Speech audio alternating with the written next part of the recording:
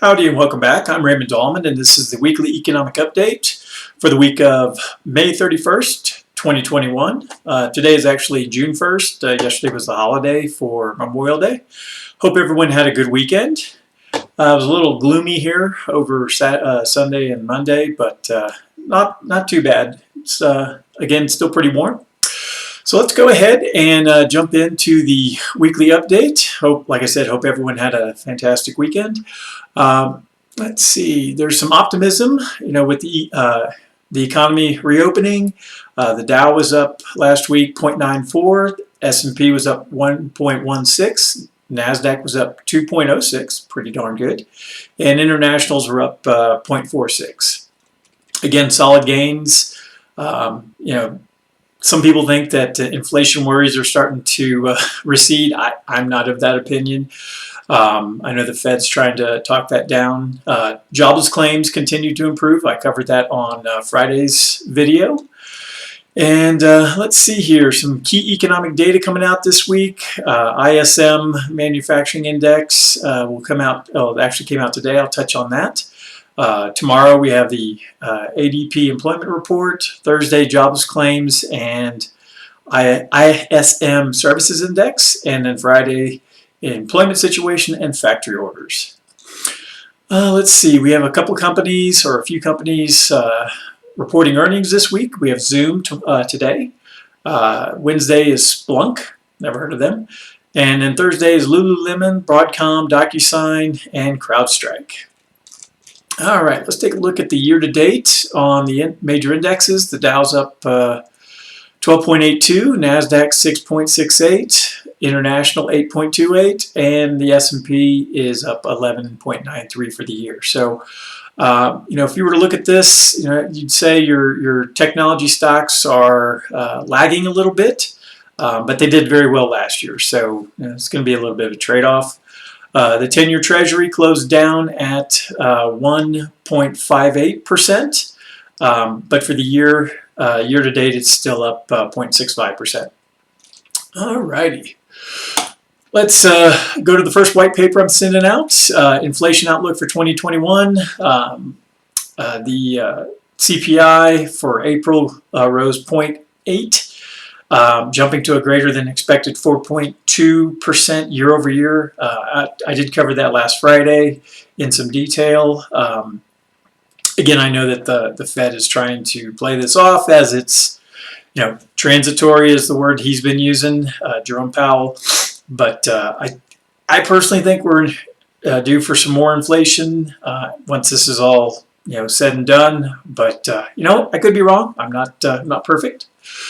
All right, second white paper I'm sending out, Tax and Estate Strategies for Married LGBTQ plus couples. Back in 2015, Obergefell versus Hodges decision allowed for basically the same tax rules for gay couples as well as straight.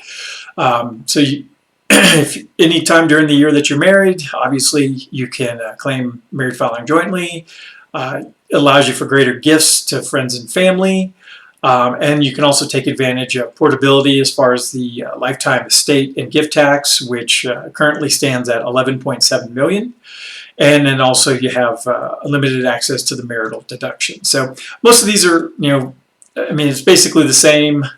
Just open this up to a greater population of people. All right, this is the weekly commentary from First Trust. There was some interesting bits here in the text that I wanted to cover. Where is it? Basically talking about here, even though the Fed is expected to pare back the $120 billion a month bond buying program, investors have read many of the comments from the Fed as dovish. So investors are getting a little squeamish out there. Fed Vice Chairman Richard Clarida said that he thinks it's going to depend on the flow of data that we get, and Mary Daly, president of the San Francisco Fed, said that we need to be patient, data dependent, but very patient. So, personally, again, this is my opinion, I think that they can see the writing on the wall that inflation is going to get really, really bad, and they're trying to temper some expectations so that people don't freak out and start jumping out of buildings. But We'll see. Here's a white paper on the ISM manufacturing data. Had some, some good news. The index rose to 61.2 in May, narrowly beating out the consensus of 61. And just for context, levels higher than 50 signal an expansion, levels below 50 signal contraction. So let's see, the manufacturing sector continued to expand rapidly in May, growing slightly faster than the rapid pace in April. Gains were broad-based, with 16 of 18 industries reporting growth. Although the measure of current output notched its second consecutive decline, it now sits under 60 for the first time in 11 months. Future output looks healthy, with new orders jumping to 67 and new export orders notching a gain as well. So again, some positive news. I know I oftentimes spend most of my day pointing out the negative, but there is definitely some positive news. Like we talked about last Friday, the jobs numbers are looking quite good at this point. And this manufacturing data also gives us some good news too. So, all right, I had one article I wanted to share. This one's actually from back in March, but it's from the Heritage Foundation, and just says, the title is, "In One Chart, How Much Do the Rich Pay in Taxes?"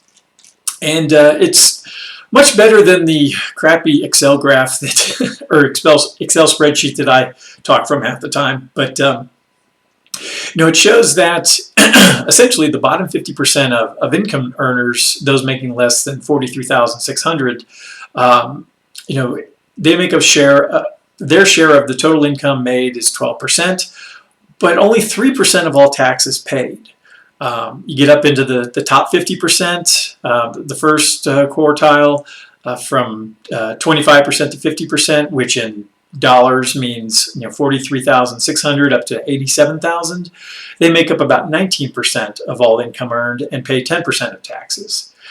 Now, getting into the folks I mostly deal with, your mid 80s to into your six figures, you're already actually in the top 10% if you're making more than 87,000. So I know if you're only making that, it doesn't feel like it that you're in the top 10%, but Uncle Sam knows it. So for those who are in this bracket, from 87 to 152, make up 21% of taxpayers, or of all income earned, and pay 16% of taxes. Once you get into the top 10%, from 5 to 10, they make up that's 152,000 to 218,000. It's 11% of income earned, 11% of taxes. And then you get into the the really high income earners, 218,000 to 540, 16% of all income earned, pays 20% of taxes. And then the top 1%, which is more than 540,000, makes up 21% of all income earned, and they pay 40% of the taxes. So, if you're in the top 25%, you're more than half of all income earned, plus you're basically 87% of all taxes are paid by the top 50% of wage earners. So, the top 25% of wage earners. So it does get a little frustrating that you watch on the news, and like in this picture here, you got Elizabeth Warren with her finger out. It's aggravating that say tax the rich, tax the rich, tax the rich. Well, how much more taxes can you take from people? So I'm of the opinion tax the poor, but I think the Federal Reserve and our federal government will collapse long before that'll ever occur. So, anyways, I'll attach this article if you want to read through the text. You're more than welcome to. That's basically everything I had for today. Short video. It is Tuesday, so I'm a little off schedule on my updates. But I hope everyone has a fantastic week. If you need anything from me, just be sure to send me an email or give me a call.